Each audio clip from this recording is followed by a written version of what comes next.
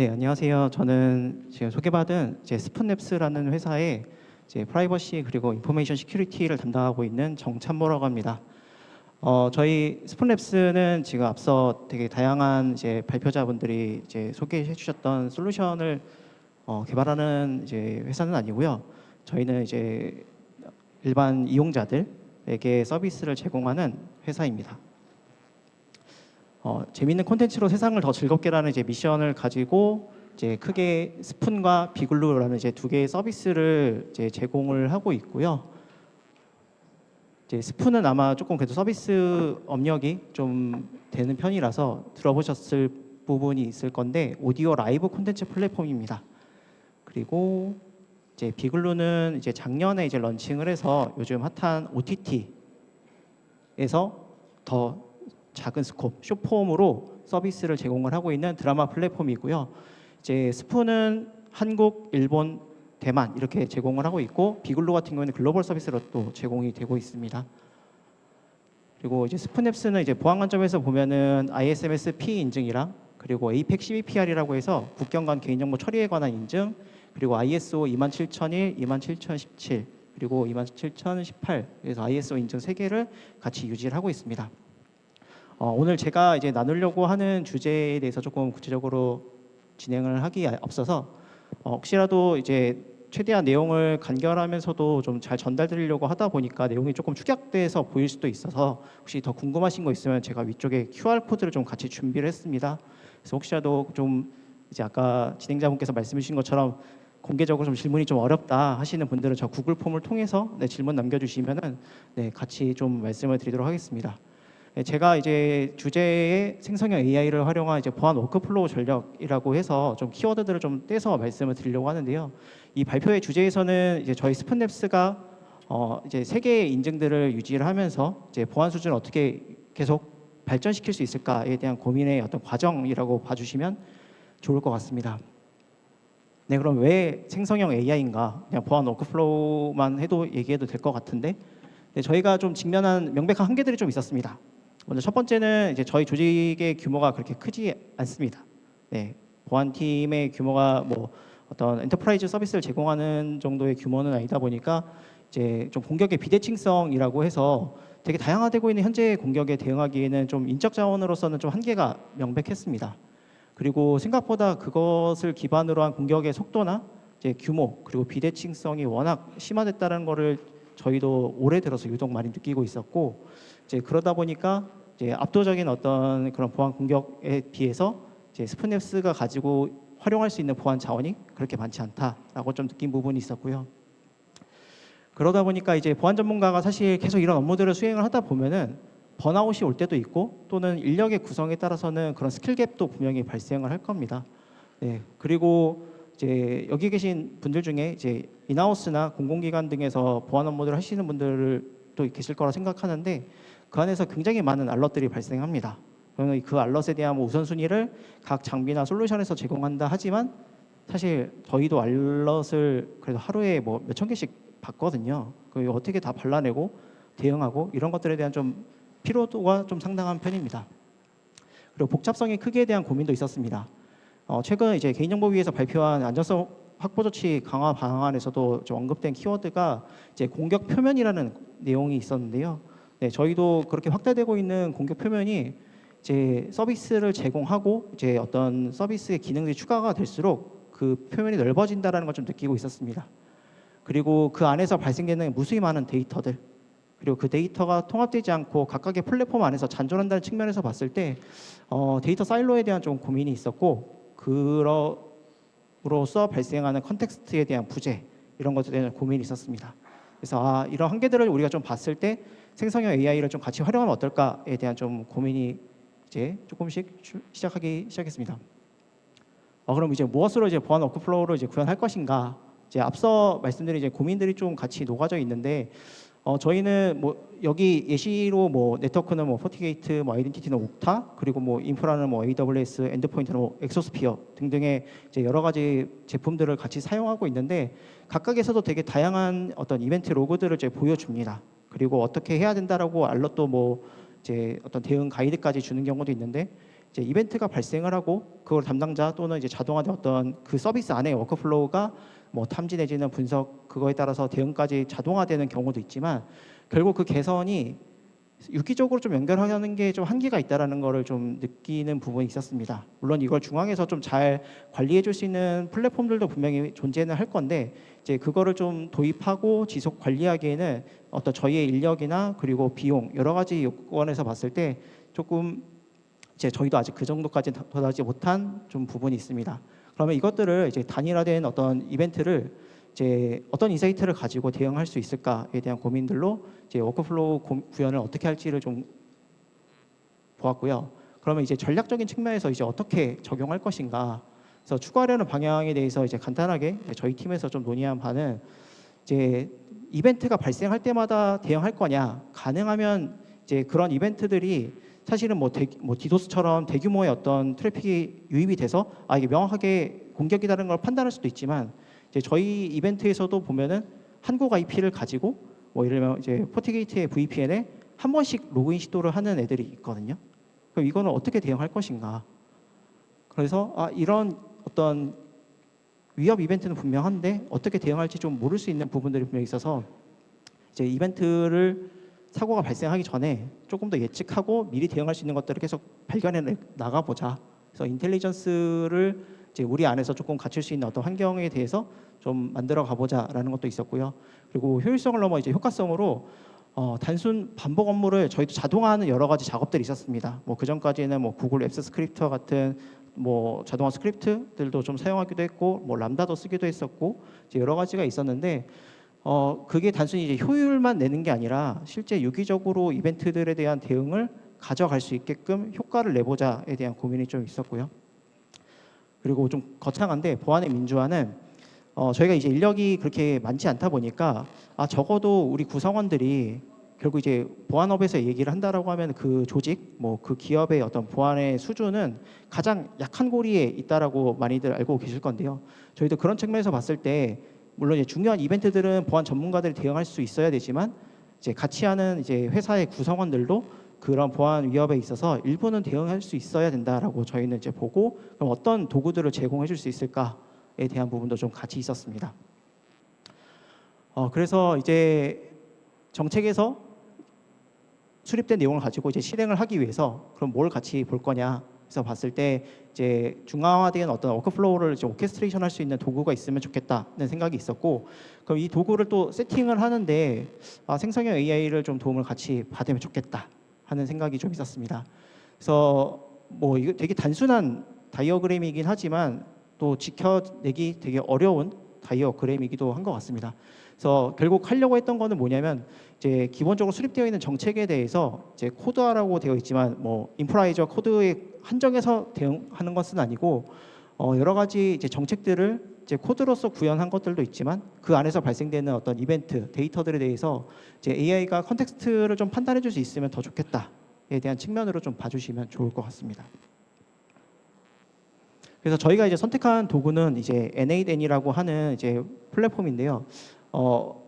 보통 이제 마케팅이나 아니면 기타의 어떤 자동화 도구로서 많이들 좀 소개가 됐던 플랫폼입니다. 저희는 이제 보안 쪽 업무를 위해서 좀 활용을 했고 이것 외에도 뭐 메이크닷컴이나 아니면은 뭐 제피어 같은 여러 가지 비슷한 도구들이 있습니다. 그럼에도 불구하고 저희가 요 N8N을 선택한 이유가 있었는데 첫 번째는 데이터 통제권과 이제 보안에 관한 부분입니다. 무엇이냐면은 이제 뭐 메이크닷컴이나 이제 제피어를 아마 검색해서 보신 분들이라고 하면은 이게 클라우드로 제공되는 서비스구나라는 걸 아실 수 있을 건데요. N8N도 사실 클라우드 서비스를 제공하긴 합니다. 근데 이제 온프레미스에서 구축해서 직접 쓸 수도 있거든요. 그래서 저희는 이런 측면에서 조금 주목을 했고 이 안에서 생성되는 데이터가 이제 클라우드에 종속되지 않고 저희가 소유할 수 있는 형태라고 좀 판단을 했습니다. 두 번째는 이제 유연성과 확장성인데 기본적으로 이 N8N도 그렇고 이제 메이크닷컴도 그렇고 이제 여러 가지 이런 자동화된 어떤 플랫폼에서 보면은 이제 노드라고 보통 표현을 하는데 뭐 구글 서비스, 뭐 AWS, 뭐 GCP 여러 가지 뭐 SaaS와 관련된 여러 가지 서비스들에 대해서 유기적으로 연동할 수 있게 지원을 합니다. 그렇다는 얘기는 그 서비스들 간의 통신을 할 수 있게끔 API를 제공한다는 의미이고요. 그래서 그런 노드들을 이제 제공을 해서 우리가 운영하고 있는 다양한 이제 보안 솔루션들도 이제 연동할 수 있겠구나라고 일단 보면서 이 NAD를 선택하게 됐습니다. 중요한 거는 한 가지가 더 있었는데, 그럼 그 노드가 만약에 정의가 되어 있지 않을 수도 있잖아요.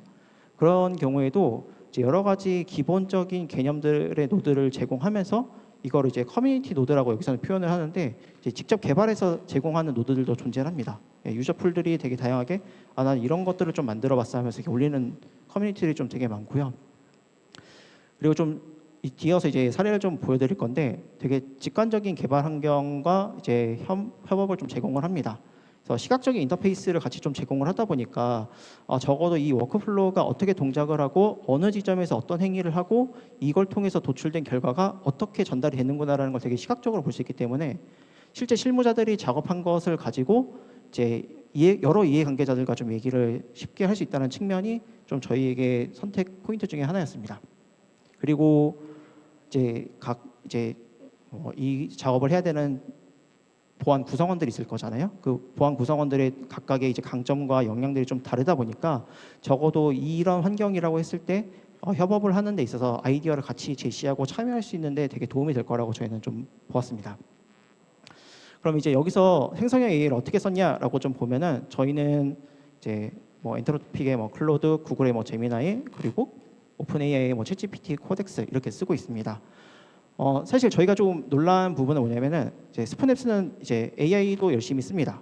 근데 이제 많은 보안 조직들에서는 이제 고민들이 아마 많으실 거예요. 이 AI가 데이터 학습에 쓰이는 게 아닌지 뭐 여러 가지 고민들이 있을 건데, 물론 이제 그런 기준들은 가지고 저희도 접근을 하고 있습니다. 이제 적어도 뭐 개인정보나 어떤 영업 비밀로 분류될 수 있는 데이터들에 대해서는 이제 이런 공개되어 있는 AI 서비스라기보다는 이제 로컬에서 구현할 수 있는 AI 서비스를 같이 쓰기도 하고요. 하지만 그것에 의존하지 않아도 되는 서비스들에 대해서는 이제 AI를 좀 적극적으로 활용을 하고 있습니다. 그럼 이제 크게 4가지 정도 단계에서 사실 다 사용합니다. 뭐 리서치, 저는 이제 리서치, 리뷰, 빌드, 익스큐트 이렇게 좀 분류를 해보았는데, 먼저 리서치랑 리뷰에서는 그냥 익히 아마 한 번쯤 내가 생성형 AI를 써봤다 하시면 비슷하게 쓰셨을 겁니다. 저 같은 경우에는 이제 여러 가지 보안 솔루션들이랑 관련 기술들에 대해서 이런 워크플로우를 좀 구현해보고 싶은데 어떻게 하면 좋을까부터 시작을 해서 이제 여러 가지 이제 생성형 AI가 답변해주는 그런 기술 스택들이 있습니다. 그러면 이제 저도 그걸 가지고 반대로 제가 생각했던 부분 혹은 이제 여러 인증 심사들을 경험을 했을 때 느끼는 부분들을 가지고, 그런데 이 과정에서는 이 관점에서는 이렇게도 볼 수 있는데 이건 위험하지 않을까에 대한 좀 심도 있는 이제 논의와 리서치를 좀 진행을 하고, 이걸 가지고 이제 생성형 AI가 기본적으로 보안 워크플로우를 디자인을 해줍니다. 어떻게 디자인을 하는지는 이따 뒤에서 간략하게는 이제 완성된 버전을 보여드릴 건데, 참고로 이제 NADIN 같은 경우에는 이렇게 디자인된 워크플로우를 JSON 파일 형식으로 구조를 짭니다. 그리고 그 워크플로우 단위를 로컬에도 저장할 수 있게 기능을 제공을 하고 있기 때문에 사실상 되게 다양하게 확장할 수 있는 요소가 있다라고 보시면 될 것 같습니다. 그래서 이거는 제가 이제 실제로 워크플로우 디자인할 때 이제 고민했던 사항들을 계속 물어보면서 검증했던 과정이고요. 이제 빌드는 이제 저 같은 경우에는 이제 그 엔트로픽의 클로드 CLI랑 그리고 제미나이 CLI 그리고 챗GPT에 있는 코덱스까지 다 씁니다. 최근에 이제 이런 AI들이 워낙 경쟁이 치열해지고 또 모델의 어떤 발전 속도나 어떤 추가된 기능에 따라서 사실 좀 성능이 오락가락하는 경우가 좀 있습니다. 적어도 제가 이 발표를 준비하는 시점에 나왔던 산출물들은 다 클로드를 기반으로 작업을 했지만 좀 관심 있게 보신 분들은 최근에 이제 코덱스가 좀 많이 올라왔다는 얘기가 있습니다. 그래서 이런 것들을 가지고 아까 리서치하고 리뷰했던 요구사항들을 상세하게 정의를 한 다음에 그 요구사항을 가지고 이제 생성형 AI에게 이런 식으로 구현해달라고 제안을 합니다. 만약 이제 경우에 따라서 뭐 데이터베이스를 같이 연동을 해야 된다라고 하면은 심지어 SQL까지 되게 잘 짜주거든요. 그래서 저는 솔직하게 얘기해서 뭐 DBA도 아니고 이제 개발자도 아니고 이제 보안과 관련된 업무들을 수행하면서 그냥 되게 다양한 뭐 네트워크나 뭐 개발 관련된 내용들을 이해하고 있는 범주 안에서 두 글자 그냥 해줘 하면서 이렇게 만들어나는 과정들이었습니다.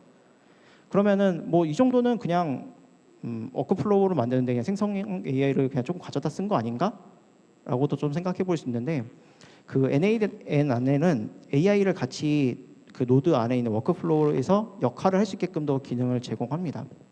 이거는 뭐 NA만의 기능은 아니고 이제 다른 워크플로우 서비스에서도 똑같이 제공을 하거든요. 그럼 어떤 거냐라고 하면은 사례는 이따가 뒤에서 한번 보여드릴 거고요. 이제 이거는 예시로 이제 앞서 워크플로우에서 순서가 있습니다. 그래서 각 순서에 따라서 실행된 것들을 가지고 이제 이 워크플로우 중간에 이래서 이 AI 노드가 들어와 있으면은 AI 노드가 전달받은 데이터를 가지고 이제 의도된 저희의 프롬프트를 가지고 처리를 한 다음에 다시 그 다음 절차로 아웃풋을 전달하는 과정까지도 같이 개입을 합니다. 그러니까 결론적으로 보면은 이제 아까 보여드렸던 요 리서치부터 실행까지 익스큐트까지 전체 과정에서 AI를 저희는 적극적으로 좀 활용을 하고 있다, 이렇게 보실 수 있을 것 같습니다. 일단 여기서부터는 이제 사실 발표 자료로 저희가 얹어드린 건 아닌데 이제 현장에서만 좀 말씀드린 건 이제 저희 실제 구현 사례이고요. 일단 여러 가지 솔루션들을 쓰다 보니까 각각의 솔루션들 사례를 좀 같이 가져와 봤습니다. 저희는 이제 옥타를 아이덴티티 솔루션으로 사용을 하고 있어서 이제 몇 가지 고민들이 좀 있었습니다. 이제 되게 간단한 케이스니까 아마 그냥 보시면 아 저게 뭐야 하실 정도로 되게 단순한데, 일단 옥타에서는 이제 가장 중요한 거는 그 사용자의 계정에 대한 관리입니다. 그러다 보니까 이제 저희 팀에서도 되게 많은 노력을 기울이고 그 안에서도 권한과 계정의 어떤 유지를 위해서 노력을 하고 있는데도 이제 HR에서 퇴사 통보가 이제 날라왔을 때 이제 저희 팀에서 이거를 이제 그때마다 수동으로 처리를 하고 있었습니다. 왜 수동으로 처리를 하고 있냐면은 이제 구성원이 퇴사를 하려고 하는 시점과 최종적으로 업무를 종료하는 시점이 좀 다르고 그거를 퇴사를 통보하는 시점도 또 달랐습니다. 그래서 어떤 경우에는 당일에 퇴사하시는 경우도 있었고 뭐 경우에 따라서는 오늘 전달은 받았지만 최종적으로 한 달 뒤에 퇴사하시는 분들도 있고 되게 다양했습니다. 그러면은 저희는 이걸 일일이 잘 기억하고 있다가 이제 계정을 또 잠그고 권한도 이제 회수하고 이런 과정들이 있다 보니까 이제 어떤 누락이나 지연의 가능성에 대한 부분도 있었고 또 이걸 처리하는 담당자도 사실 부담입니다. 뭐 이제 저 같은 경우에도 이제 인증심사를 나가기도 하고 이제 저희 회사에서 인증심사를 받기도 하지만 항상 계정이 잘 남아 있으면 안 되는데 우리가 실제 재직하고 있는 직원들의 계정만 있어야 되는데 하는 노심초사하는 마음이 있는데 이제 그러다 보니까 이러한 부분에 있어서 이제 약 2일에서 30일 정도의 기간도 소요가 됐습니다. 그래서 이제 생각했던 워크플로우는 뭐냐면 이제 저희가 HR로부터 그런 통보를 받았을 때 즉각 어디선가 이제 정보를 등록을 해놓으면은 그거를 가지고 있다가 스케줄링돼서 알아서 처리를 해줬으면 좋겠다라는 관점에서 이제 접근을 했고 저희 같은 경우에 슬랙으로 모든 알림을 받습니다. 그러다 보니까 이제 슬랙에서의 최종 결과를 받았으면 좋겠다 했고 이제 뒤에서 보여드리기 전에 이걸 통해서 얻은 이제 결과가 있다라고 하면은 담당자의 투입 시간이 획기적으로 감소를 했습니다. 슬랙에 퇴사 통보에 대한 부분이 올라오면은 저희는 그걸 바로 등록을 하고요. 있습니다.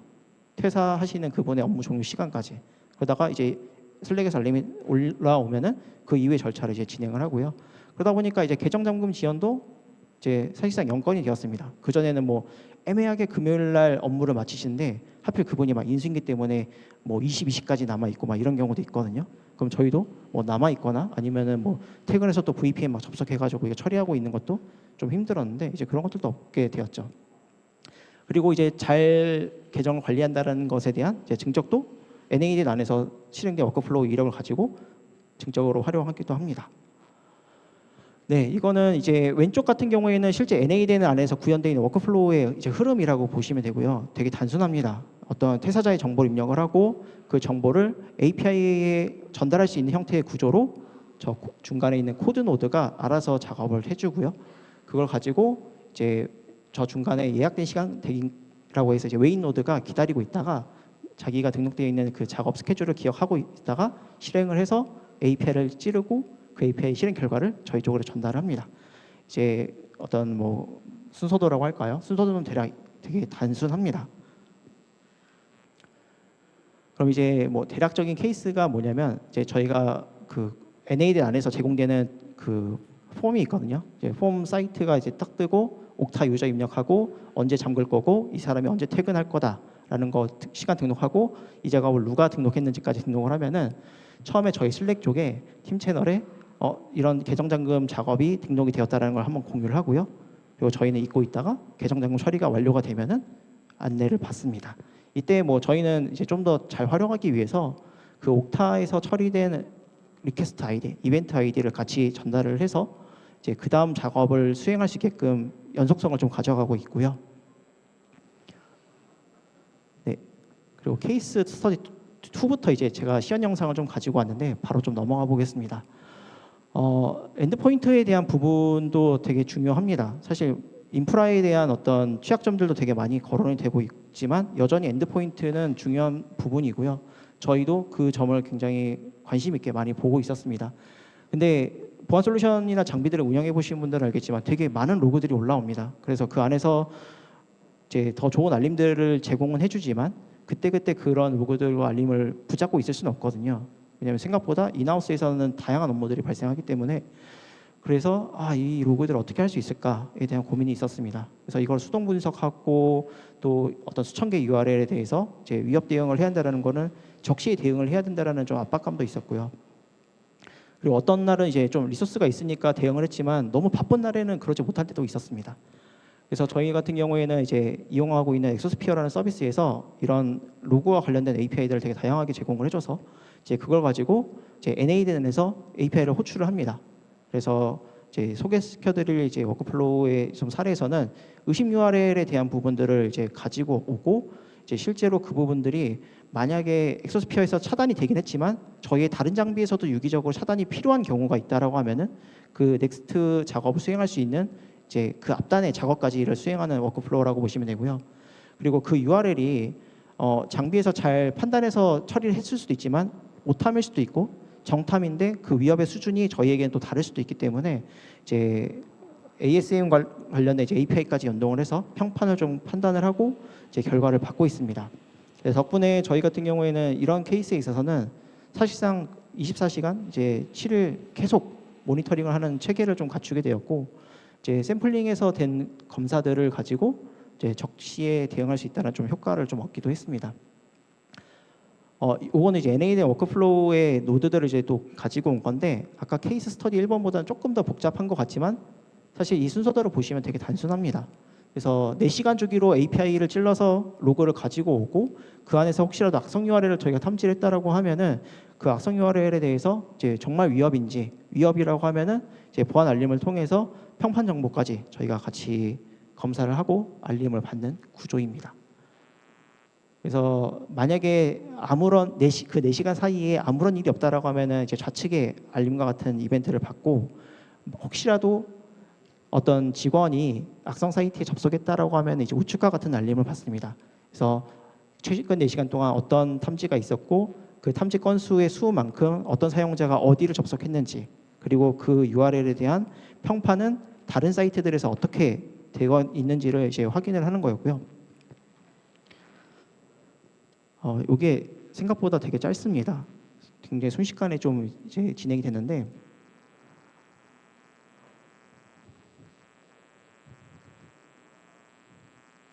네, 너무 빨라서 사실 이거를 어떻게 해야 되나 좀 고민을 많이 했는데요. 네, 지금 이 순서대로 보자면 이제 저희가 아까 4시간을 잡았던 그 주기에 따라서 노드가 실행이 되고 API를 찔러서 가지고 온 결과값을 분석을 한 다음에 이제 그거에 따라서 분기를 탑니다. 그래서 되게 개념적으로도 되게 시각적으로 잘 표현이 되어 있고 사실 개발자 입장에서는 되게 간단합니다. 하지만 이제 개발자가 아니신 분들이 보기에는 어려움을 또 느끼시는 부분이 있지만 사실 이것만 가지고 우리가 순서들만 제대로 좀 알려준다 하면은 되게 다양한 논의를 좀 이어갈 수 있었기 때문에 저희는 이 워크플로우를 되게 잘 활용하고 있습니다. 네, 그리고 네, 이번에 세 번째 케이스인데요. 그 요즘에 막 취약점 얘기들 엄청 많이 나오죠. 뭐 최근에 그 DBMS 관련된 취약점으로 인해서도 사고가 또 발생하기도 했고, 네, 그런데 사실 담당자 입장에서 우리가 가지고 있는 정보 자산을 가지고 그 정보 자산에 관련된 취약점이 우리가 지금 대응해야 되는 건지를 매번 찾기가 사실 어렵습니다. 물론 이걸 전문화된 어떤 서비스로 제공받을 수도 있고, 하지만 정보 자산이 잘 업데이트가 되는 거냐에 따라서도 또 고민들이 같이 또 붙을 수가 있겠죠. 그래서 저희도 이런 고민들이 좀 있었습니다. 그래서 CV에 대한 API를 리스트가 같이 제공을 하고 있기 때문에 그것을 가지고 좀 대응해 보면 어떨까에 대한 좀 문제 정의로 이제 시작을 해보았습니다. 그래서 되게 수천 개의 취약점이 나옵니다. 하루에도 저희가 이제 요 워크플로우는 직전 하루에 24시간에 발생된 모든 취약점 정보를 다 가지고 오는데 많으면 한 400건까지도 발생을 하더라고요. 네. 그래서 적어도 그걸 다 대응할 필요는 없겠지만 굉장히 높은 수준의 위험도를 가지고 있는 취약점이라면 우리가 좀 확인해서 대응해보자. 그래서 뭐 이거를 항상 일일 점검할 수 없는 거거든요. 그래서 그런 부분들을 좀 어떻게 할 수 있을까? 그리고 뭐 여기 혹시 인증 대응하신 분들은 아시겠지만 그 패치 관리에 대한 인증 기준은 항상 나옵니다.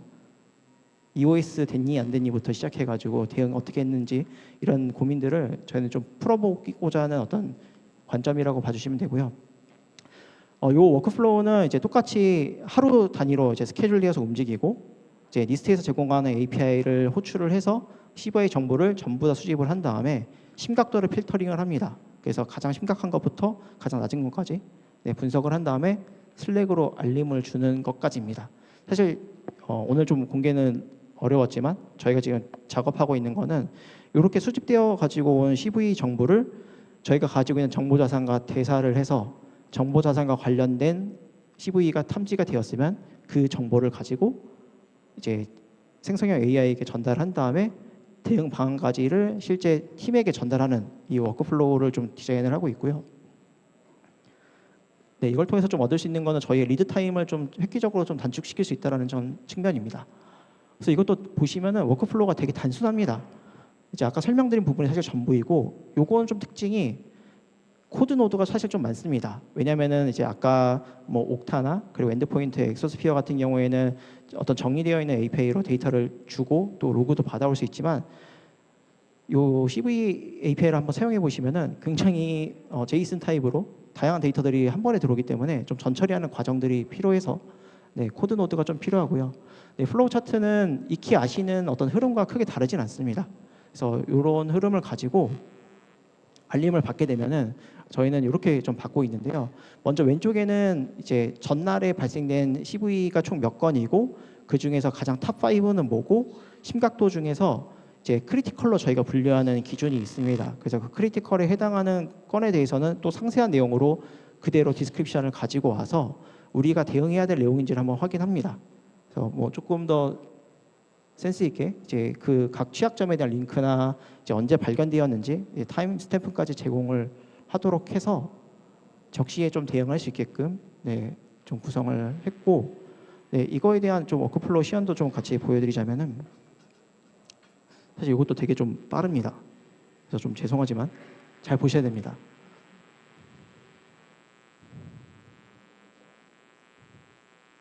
지금 첫 번째로 전체 리뷰를 하는 슬랙이 메시지가 한번 도착하고 그 다음에 크리티컬로 분류되는 메시지들을 각 슬랙 안에서 스레드 메시지로 더 붙여주는 흐름이고요.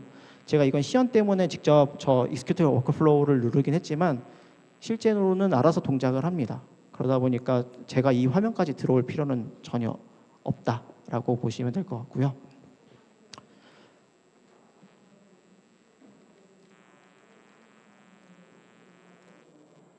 그 다음 이제 케이스 4인데 이게 혹시 아까 제가 말씀드렸던 그 보안의 민주화라는 좀 거창한 표현인데 사실 그 생성형 AI가 정말 공격자 입장에서도 활발히 쓰고 있다는 거를 저는 악성 메일을 좀 통해서 많이 느끼고 있습니다.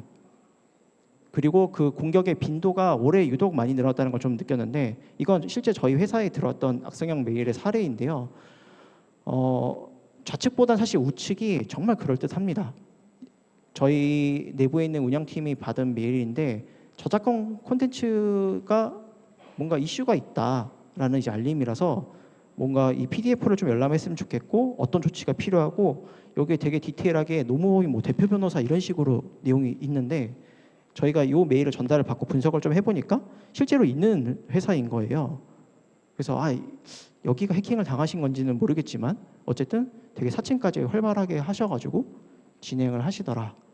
그래서 사실 이런 부분에 있어서는 한 가지 좀 요걸 만들게 된 계기가 있었습니다. 저희 이제 주요 의사결정권자 분에게 이런 메일들이 계속 오다 보니까 이거를 좀 더 빨리 대응할 수 있는 방법이 없을까 해서 이제 분석을 하는 과정 중에 이제 저희 팀에서 되게 좀 많은 논의가 있었고 이거를 NA 안에서 좀 대응할 수 있는, 그리고 직원들이 직접 이걸 빨리 검증을 해서 정상 메일이라면 또 답변을 빨리 해줘야 되는 경우도 있거든요. 그래서 그런 것들을 어떻게 할 수 없을까 해서 간단하게 만들어 보겠습니다 했던 게 이날 이제 6시였고요. 그리고 결과가 나왔던 게 8시였습니다. 2시간 안에 요 검증이 끝난 거였는데, 문제 정의로 좀 보면은 스피어 피싱이 증가했고 이것에 따라서 분석이 좀 지연이 되기도 했습니다. 그러니까 뭐 매일매일 들어오는 건 아니지만 결국 그 메일을 전달을 받고 메일 헤더부터 시작해서 바디의 전반적인 내용들을 분석을 하는 과정들이 뭐 짧게는 30분, 뭐 길게는 뭐 몇 시간도 걸릴 수 있기 때문에, 그러면 또 다른 업무가 계속 병목이 발생을 하거든요. 그리고 또 개인의 어떤 역량, 그리고 컨디션에 따라서 저희가 또 놓칠 수도 있다라는 좀 부담도 있었습니다. 이제 워크플로우를 어떻게 좀 설계를 하기로 했냐라고 보면은, 이제 그 메일을 이제 이용자이죠. 저희 직원이 직접 올립니다. 그리고 이 올린 EML을 생성형 AI가 이거를 이해할 수 있는 형태로 파싱을 하고요. 그거를 분석을 알아서 하고 위험도를 판별을 해서 그 결과를 저희와 그리고 그 메일 수신 당사자에게 전달하게끔 구성을 해보았습니다. 그래서 덕분에 이런 평균 분석의 어떤 시간이 뭐 되게 다른 또 중요한 업무들을 대응하다 보면 몇 시간 또 지연되거나, 혹은 뭐 아침 새벽에 와가지고 저희가 출근하기 전까지 몇 시간 걸리던 것들이 그냥 한 2, 3분 안에 끝나는 결과를 좀 가지고 와서 저희도 되게 만족스럽게 쓰고 있고요. 그리고 신고자가 저희 팀에 이거 정말 악성 맞아요? 이런 거 물어보는 시간도 굉장히 많이 단축이 되었습니다. 요거는 워크플로우가 아까보다 조금 복잡한 것 같긴 하지만 되게 단순합니다. 아까 이제 요 흐름대로 보시면 참 좋은데, 이제 직원이 메일을 업로드를 하고요. 그 메일을 업로드한 거를 이제 슬랙에 먼저 노티를 저희에게 줍니다. 이런 메일이 인입됐다는 사실도 빨리 인지할 필요가 있다고 생각을 해서 슬랙으로 던진 다음에 이제 코드 노드가 요 업로드된 이제 이메일을 가지고 AI가 이해할 수 있는 형태로 이제 파싱을 좀 정리를 한 다음에 AI에게 전달을 합니다. 근데 보시면 요 AI 노드가 총 2가지가 있는데 역할이 조금씩 다릅니다. 첫 번째는 이제 보안팀이 봐야 되는 내용들을 담은 AI 노드고요. 두 번째는 이제 이걸 요청한 직원이 봐야 될 내용입니다. 왜 그러냐면은 전문화된 내용을 사실 직원들에게 줘봤자 할 수 있는 게 없거든요. 그들에게 사실 중요한 거는 이메일, 그래서 답신해야 돼 말아야 돼, 요 하나만 가지고 요약을 받을 수 있게끔 정리를 AI에게 한 번 더 맡기는 노드라고 보시면 됩니다. 그래서 저 워크플로우의 실행 결과는 사실 이와 같습니다. 그래서 악성 메일 업로드하고, 그리고 이제 왼쪽 같은 경우에는 이제 직원이 받는 알림이고요. 그래서 이게 악성 여부인지 이것만 핵심적으로 알려주고, 우측 같은 경우에는 이제 보안팀이 받는 건데 뭐 이게 악성 여부인지부터 시작해서 뭐 판단, 뭐 IOC, 그리고 기타의 어떤 세부 대응 전략까지 같이 나열을 합니다. 네, 그래서 좀 내용이 긴 실제 사례이거든요. 그래서 저희도 이 분석 결과를 좀 받아봤을 때 되게 만족스럽게 분석을 해줘서 그 다음 넥스트로 해야 될 대응이 뭔지를 되게 좀 명확하게 볼 수 있는 좀 좋은 케이스였습니다. 그래서 이것도 이제 한번 영상으로 시연을 해드릴 건데,